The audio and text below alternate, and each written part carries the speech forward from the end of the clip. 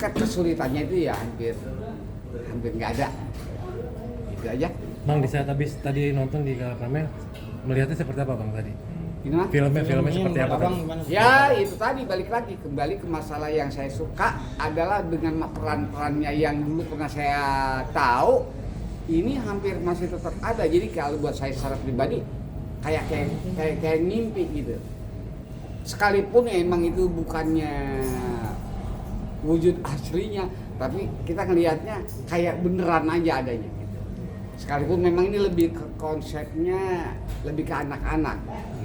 Tentu yang kaitan dengan masalah jok-joknya juga ini udah lebih ke arah anak-anak, kira-kira gitu. Komandra, tadi maaf, Ihwal bicara perjalanan karir nih, itu dubber dulu atau Syuting dulu Saya atau teater dulu? bukan jadi dubber pada saat itu, bukan dubber kayak ngisi suara tok gitu ya. Di film itu saya ngisi suara film saya sendiri gitu. Bukan tiba-tiba saya memerankan siapa suaranya saya, bukan. Saya ngisi suara saya sendiri. Artinya dulu kan bahasanya ngisi suara bahasanya. Berarti abang pertama di Lenong bang ya? Untuk perjalanan karir ya? Iya.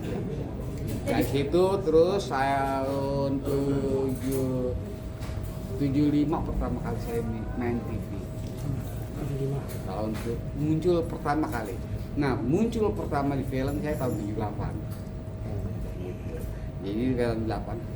Kebetulan saya di tahun 78 pertama kali main film juga saya jadi kenek. Cuma bedanya kenek operet sama kenek truk gitu. Ya.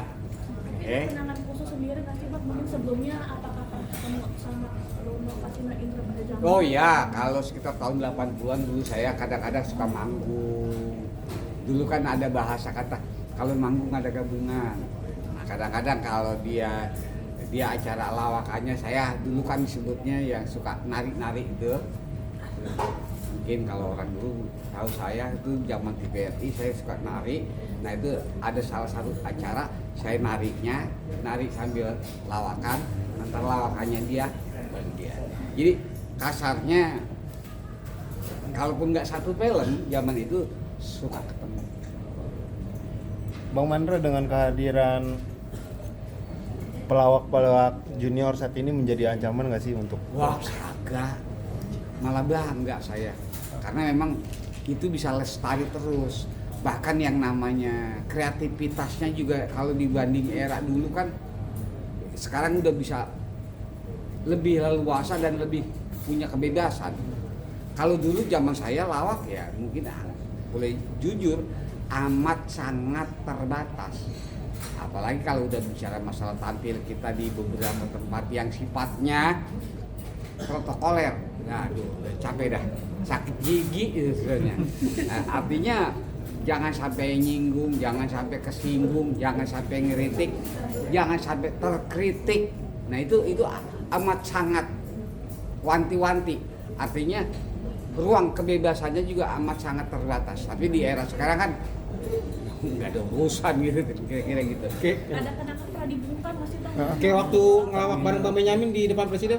Kenapa? Pernah dibungkam presiden. Ya itu tadi saya bilang, kalau udah bicara masalah main di tempat pejabat, apa itu orang nomor 1, apa nomor 3, apa nomor 7, itu pasti ada bahasa kata doktrin yang kaitannya dengan masalah aturan-aturan itu kita amat sangat ketat.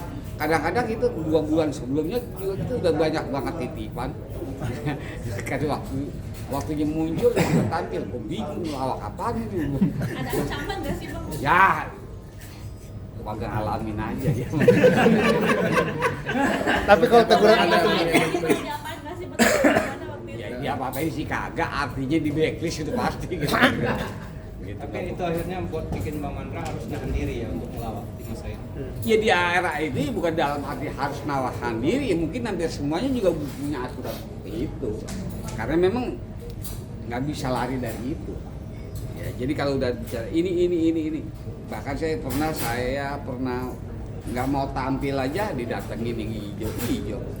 Artinya harus berangkat. Itu dengan segala macam ribuan alasan juga nggak ada urusan kalau depan cuma pintu lo udah ada yang nongkrongin, kira-kira gitu. Jadi mau nggak mau harus mau. Ini waktu bertahan atau melawan Bang? Ngelawan lagi.